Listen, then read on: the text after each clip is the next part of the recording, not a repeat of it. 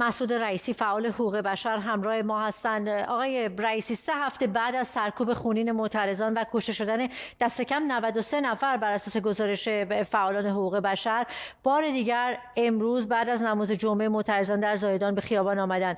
از شما بشنویم چه گزارش‌های دیگری دارید؟ بعد از اون جمعه سیاه بلوچستان در تاریخ 8 مهر ماه، فضای شهر بلوچستان به شدت امنیتی شده بود. البته وضعیت قبلا هم اینجوری بود، منتها شدت بیشتری پیدا کرده بود.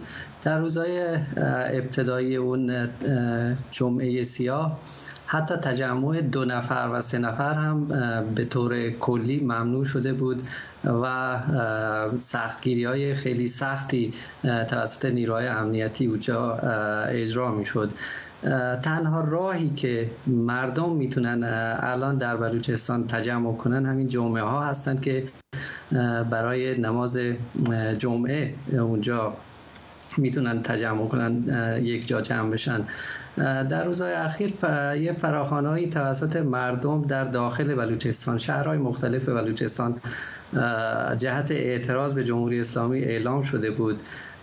در این بین حتی زنان هم با انتشار ویدیوهایی از مردم خواسته بودند که برای خونخواهی، برای اعتراض به جمهوری اسلامی روز جمعه حتما به تجمعات بپیوندند.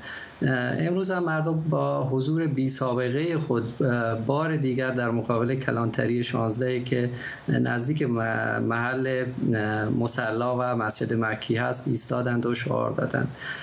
از مهمترین شعارهایی که مردم امروز سر دادند شعار مرگ بر دیکتاتور، مرگ بر بسیجی، اتحاد و از زاهدان تا تهران جانم فدای ایران بودند که به دنبال این تجمعات مسالمت آمیز نیروهای سرکوبگر به خیابونای محل تجمع رفته. بله آقای رئیسی، این شعار آخری که بهش اشاره کردید، همین از زاهدان تا تهران جانم فدای ایران، شاید نکته اصلی این خیزش سراسری مردم ایران، در واقع اون ملی بودن و همبستگی کاملی که در این اعتراضات سراسری می‌بینیم. خلاف روایتی هست که مقامات جمهوری اسلامی در واقع میخوان ارائه بدن. اینو چطور می‌بینید؟ چطور باید تحلیل کردین شرایط رو؟ ببینید، جمهوری اسلامی و رسانه‌هایی که در اختیار جمهوری اسلامی هستند در واقع همیشه در اتفاقات مشابه رویه در همین مشابهی مثل دروغ پراکنی پیش گرفتن. مسئله‌ای که باید به نظرم مورد توجه قرار بگیره اینه که جمهوری اسلامی از همون ابتدا تلاش کرد که اعتراضات مردمی و مسالمت آمیزی که در جریان هست به سمت و سو بده و مخصوصاً پس از کشتاری که در زاهدان ما شاهد بودیم که کمتر از 2 ساعت صدها نفر کشته و زخمی اونجا مردم بلوچستان در واقع شاهدش بودند، تلاش کرد که با عناوین جعلی تجزیه طلبی و معاندین این موضوع رو ربط بده. همین اتفاق قبلش توی کردستان اتفاق افتاده بود با حمله به مقر احزاب کرد در اقلیم کردستان عراق.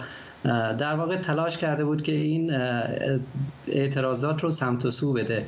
اما چیزی که مشخصه، چیزی که ما در شعارهای مردم میبینیم اینه که مشخص شده مردم بیدارند، آگاهند نسبت به سیاست‌هایی که و اهدافی که جمهوری اسلامی داره و به نظر من این اتحاد نه تنها کم رنگ‌تر نشده با سیاست‌هایی که جمهوری اسلامی داشته، خیلی بیشتر شده و شعارها گویای همه چیز هست.